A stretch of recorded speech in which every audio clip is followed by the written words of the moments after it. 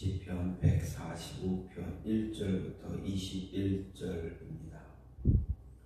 왕이신 나의 하나님이여, 내가 주를 높이고 영원히 주의 이름을 송축하리이다.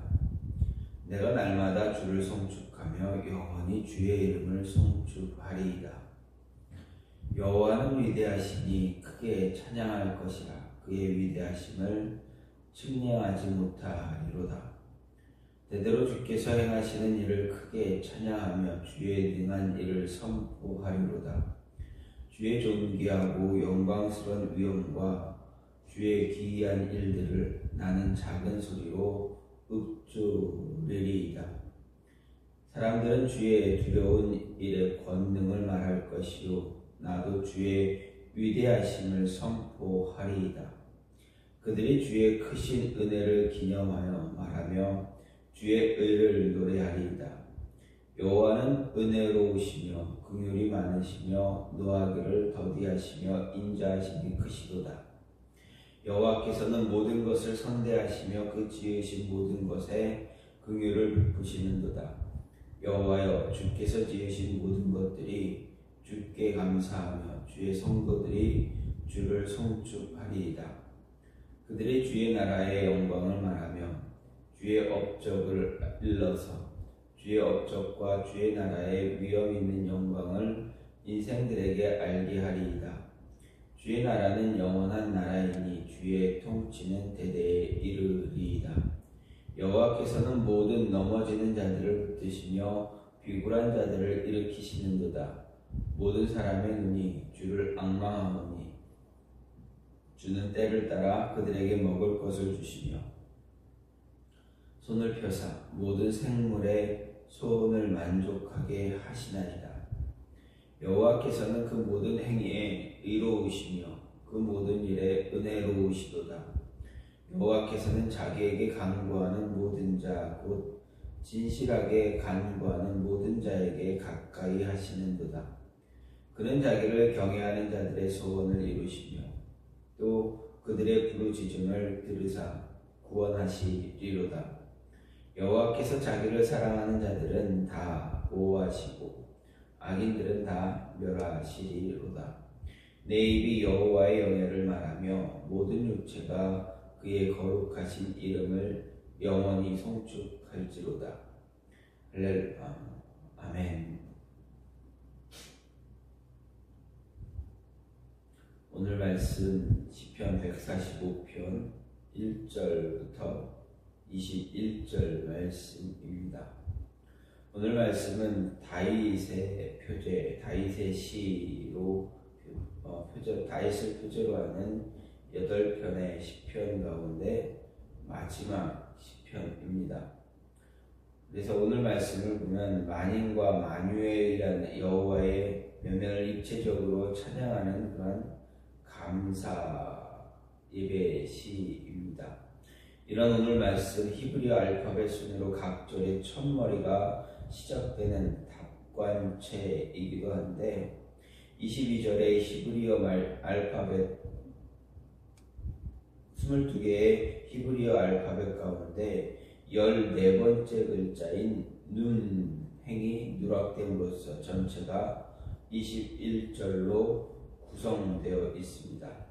이런 오늘 말씀은 내용적, 형식적인 측면에서 몇 가지 중요한 특징을 보이고 있습니다. 먼저 서두에 왕이신 나의 하나님이라는 표현에서 알 수 있듯이 그 주제는 왕이신 주의 위대하심을 찬양하는 것이라 할 수 있습니다. 이러한 오늘 말씀은 처음 절인 1절과 끝절인 22절의 주어가 나로 표기되어 있습니다. 하지만 이는 개인적인 찬양으로 국한되지 않습니다. 이를 분명히 하기 위해 시인은 전반에 모든이라는 표현을 16번이나 반복하고 사용합니다. 이에서 알 수 있듯이 여호와에 대한 찬양, 시인 개인만이 아닌 믿음의 공동체, 이스라엘, 그리고 하나님이 지으시고 호흡을 주신 세상의 모든 나라와 만민들, 심지어 만물들까지 확산됩니다.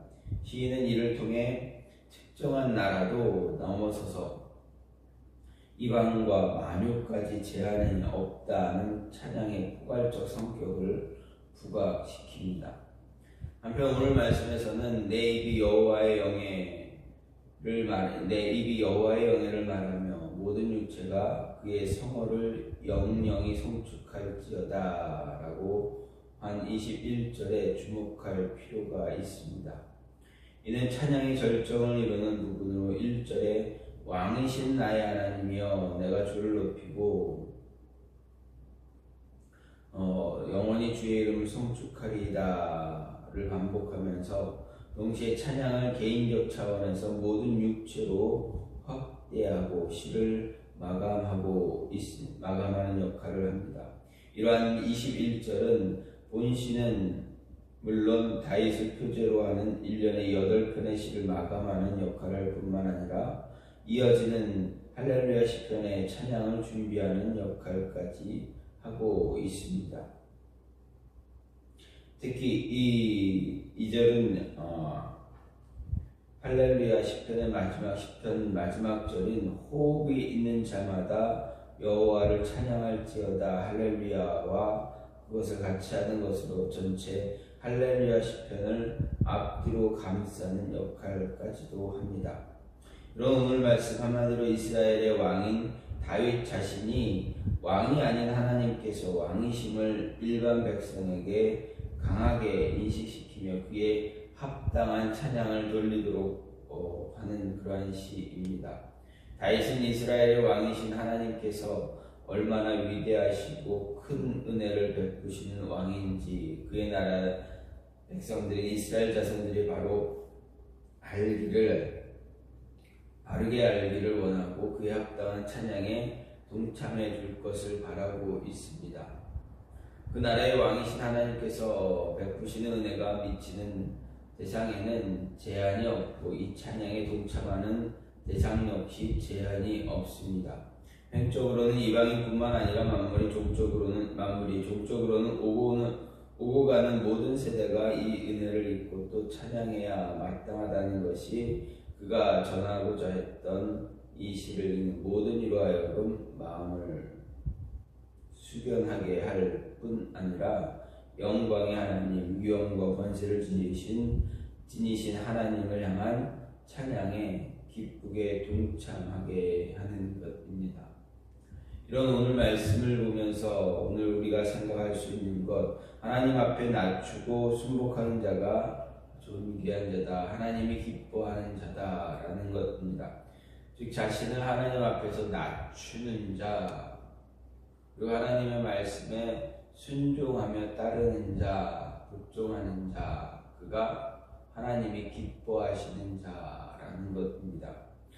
본시 오늘 말씀 전체를 시작하는 1절 말씀을 보면 시인의 고백이 왕이신 나의 하나님이여 내가 주를 높이고 영원히 주의 이름을 송축하리이다 이렇게 합니다. 우리가 알듯이 본시는 이스라엘의 왕 다윗의 시입니다. 그는 이스라엘 열왕 가운데 가장 많은 존경과 찬사를 받은 인물이고 가장 많은 업적을 이룬 왕이기도 합니다.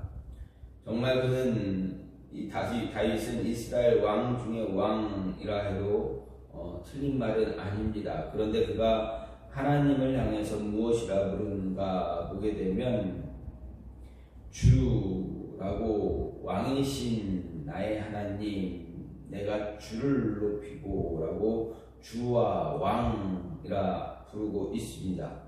이 표현이 지닌 의미가 무엇인가 보면 자신은 주이신 하나님 앞에 종일 뿐이고 왕이신 하나님 앞에 신하일 뿐이다 라는 것을 이야기하는 것입니다.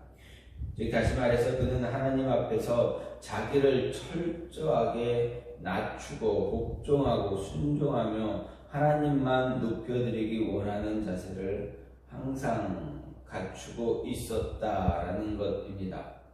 이런 다윗의 자세 사람들이 생각할 때 굴욕적인 것으로 보이기까지 합니다. 일국의 왕, 그것도 놀라운 업적을 이룬 그 왕이 자신을 종으로 신하로 낮추는 것, 평범한 사람들이 보기에 이해가 되지 않기에 그렇습니다.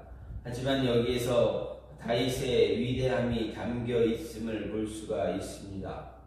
다윗이 위대한 왕, 하나님의 뜻에 알맞는 자, 성도들이 흠모하는 그러한 존귀한 자, 존엄한 사람이 될 수 있었던 가장 근본적인 이유가 바로 이런 모습 때문에 그렇습니다.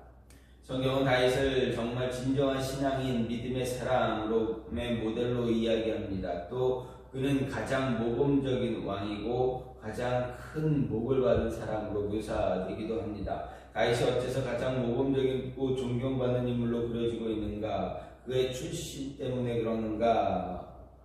아니면 그가 죄가 없는 사람이기 때문인가? 생각해보면 다윗의 출신은 무엇입니까? 다윗은 양치기입니다. 양을 돌보던 사람입니다.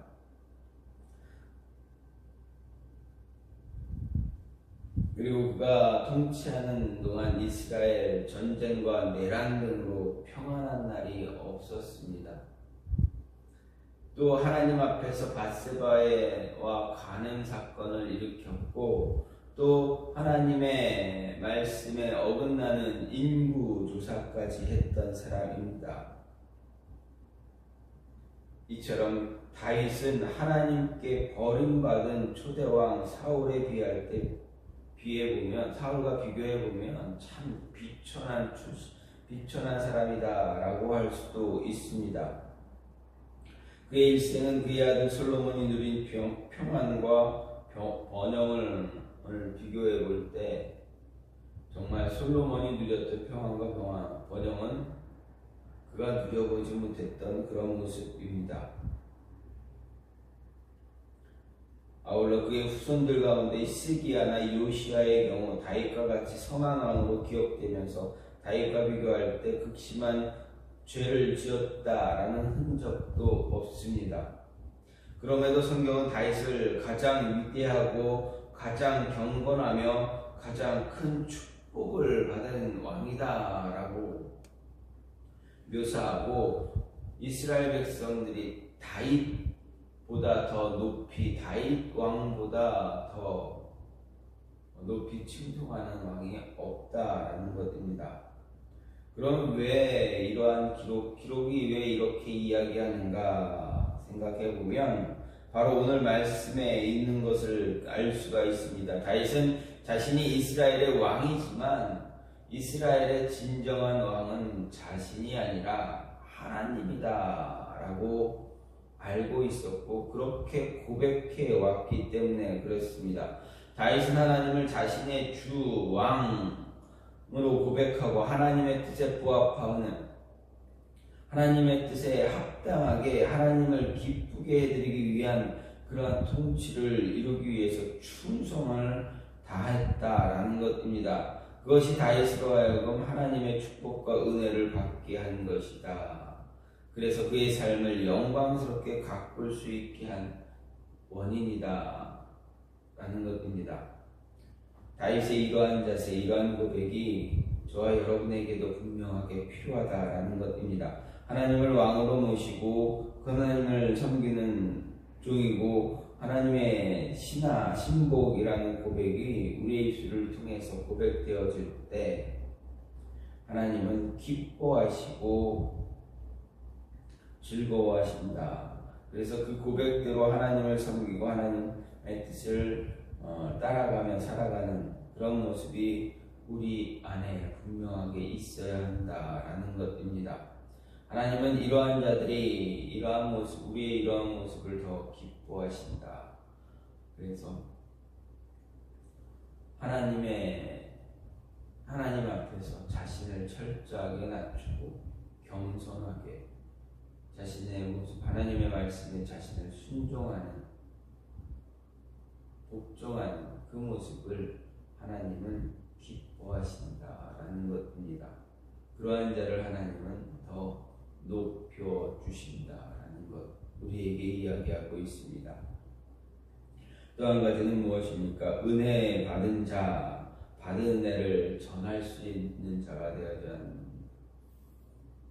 하나님을 기쁘게 함으로 인해서 하나님으로부터 받은 은혜가 있다면 그 은혜는 나만 가지고 있는 것이 아니라 그 은혜를 흘려보내야 한다.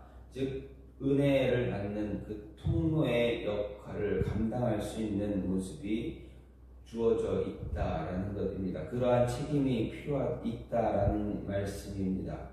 4절부터 7절 말씀을 보십시오. 앞서는 우리 시인이 하나님의 영광스러운 이름, 보배로운 이름, 거룩한 이름을 통해서 계시된 하나님의 놀라운 행사를 체험한 대로 하나님과 분명한 인격적 관계를 맺고 그 이름을 찬양하고 있다라는 것을 보았습니다. 이러한 시인의 찬양은 그의 개인적인 찬양, 즉 개인적 신앙 고백의 의미가 담긴 것이라 할 수 있습니다.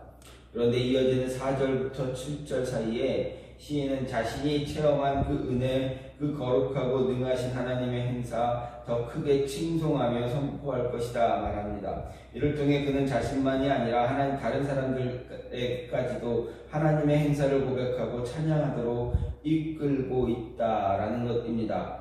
이러한 오늘 말씀 우리로 하여금 은혜를 먼저 받은 자, 이웃에게 자신이 받은 은혜를 증거하고 전해야 한다라는 사명이 있다라는 것입니다.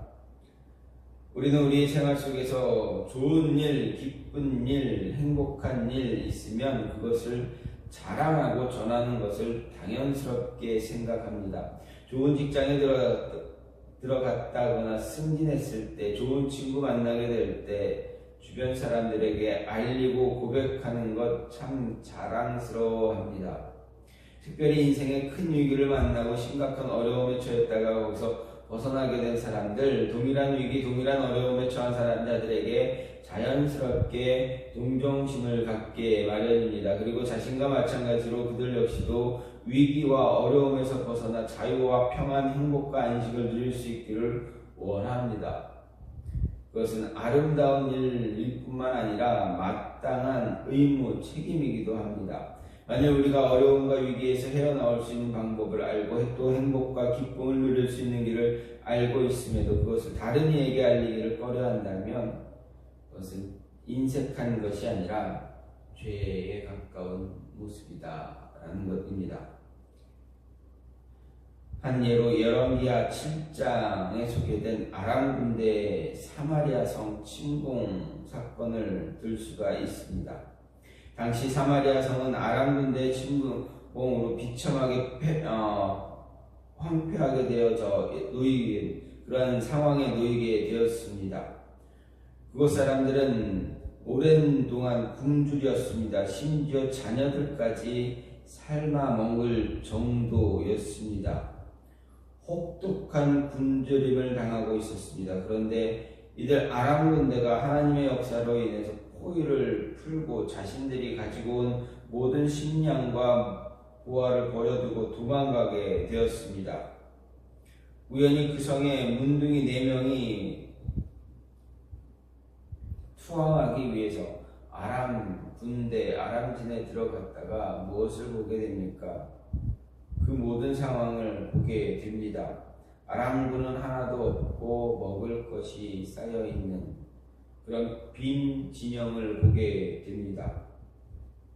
그곳에서 그들은 먹었습니다. 자신들의 굶주린 배를 채웠습니다. 그리고 그것으로 끝났습니까? 그렇지 않습니다. 자신들만 굶주린 배를 채우고 사마리아 성에 있는 자신들의 백성 같은 민족 그들에게 전하지 않으면 안 되겠다라는 마음을 갖게 됩니다. 그래서 그들은 자신의 민족, 자신의 백성들에게 이야기합니다. 우리가 갔더니 비어있더라. 가서 먹을 것을 취하라. 이야기합니다.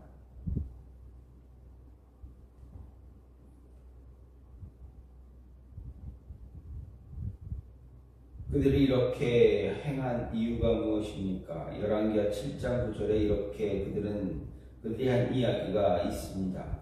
우리의 소위가 선치 못하도다. 오늘날은 아름다운 소식이 있는 날이오늘 우리가 잠잠하고 있도다. 만일 밝은 아침까지 기다리면 벌이 우리에게 미칠지니 이제 떠나 왕궁에 가서 구하자 말합니다.